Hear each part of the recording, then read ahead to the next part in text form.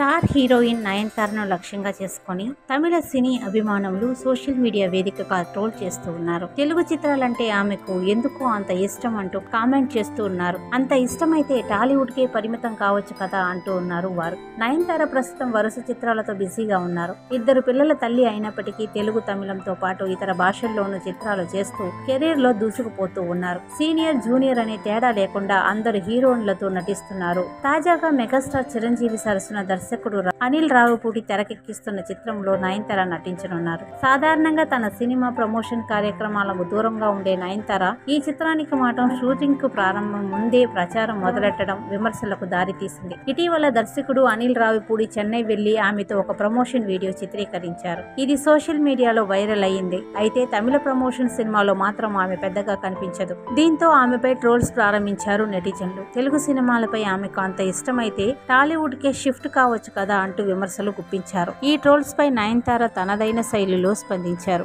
అనవసర విషయాలకు సమయం వృధా చేసుకోవడం నాకు ఇష్టం ఉండదు. నా విలువను బట్టి నిర్మాతలకు సహకరిస్తూనే ఉంటాను. ప్రమోషన్లకు వెళ్లాలా వద్దా అనేది నా వ్యక్తిగత విషయం. ఈ విషయంలో ఎవరికీ సమాధానం చెప్పాల్సిన అవసరం నాకు లేదు అంటూ నయనతార ఘాటుగా బదులిచ్చారు.